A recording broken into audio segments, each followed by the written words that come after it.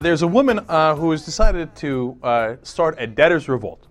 She put together a YouTube video. Her name is Ann Minch. She's of Red Bluff, California. I have no idea if she's a Democrat or a Republican, progressive or conservative or independent or moderate. I have no idea if she's ever even thought about politics.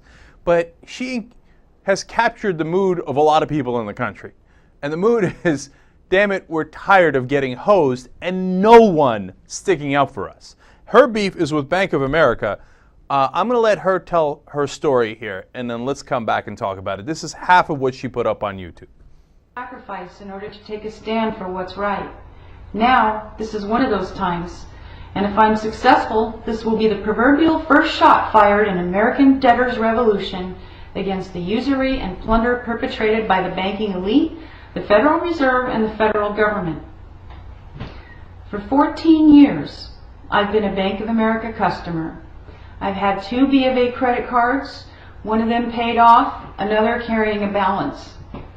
I wasn't over the limit, nor behind in payments. In fact, my credit is good, and even though I've been laid off, I've had no trouble paying my bills. Recently, Bank of America jacked up my interest rate on the credit card to a whopping 30%. 30% APR. I could get a better rate from a loan shark. Well, I followed the advice of the finance gurus you see on TV, who say that if you call the company, you can negotiate a better rate. I did call Bank of America, and they weren't willing to negotiate anything. In fact, they referred me to a credit counseling and debt consolidation service. I don't have any trouble with my budget. Basically, Bank of America's message to me was, tough shit. Well, I thought about it. And now I have a message to Bank of America and to all the big banks who are robbing our current middle-class citizens and robbing our children and grandchildren of any hope of a middle-class standard of living in their future. So here goes. You are evil, thieving bastards. You have reaped ungodly profits in your behemoth casino scams, then lost, only to turn around and usurp the wealth of this great nation by the outright rape and pillage of middle-class Americans whose sweat and toil built it. The biggest ripoff in the history of the world is padding your bonus checks with the federal government as your co-conspirators. Every last one of you should be rotting in prison. There you go, Ann. Give him hell. Give him hell, Ann. All right, now, you see, this is what I'm talking about.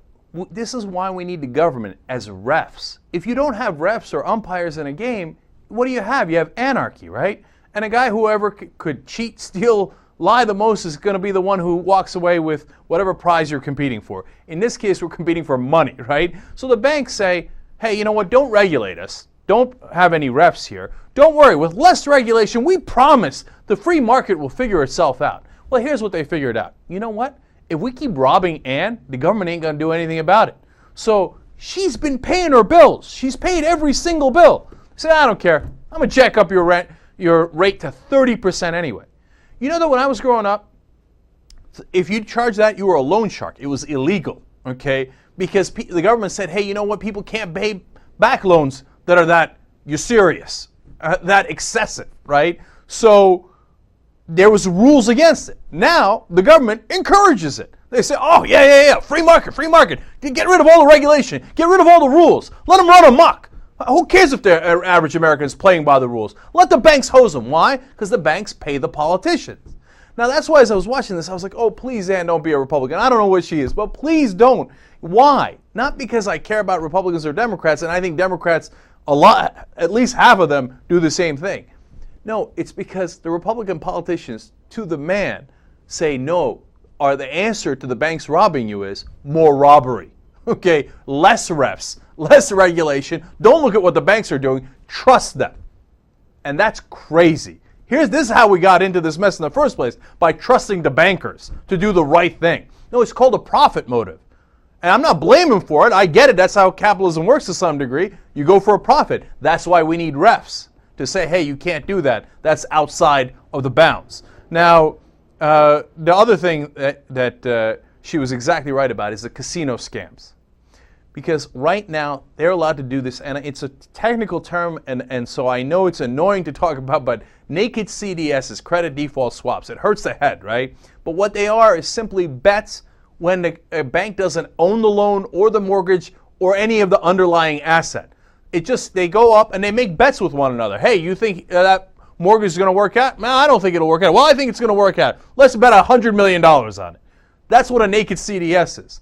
And then if they lose the bet, then they come and go, oh, we need your money. Give me your money. Rules? Hell no, we're not going to take any rules with it. That's why Anna's getting screwed. So, we're going to address the banking issue next in this country after healthcare.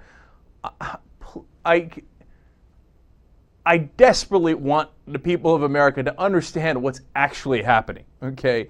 Don't get tricked by the Republicans or some of the corporatist Democrats. And half the Democrats are good on this and half of them are really shaky on it. Because, they keep saying, oh, the banks keep winning, they still run Congress. Well, how? Is it magic? No, the way they keep winning the votes is by buying the politicians. And that's where we need the media's help to call out the politicians who have been bought and sold by these bankers who are screwing Ann over. That's why we got to go after those two goals, man. You got to fight big money, and you got to get the media to cover the things as they actually are.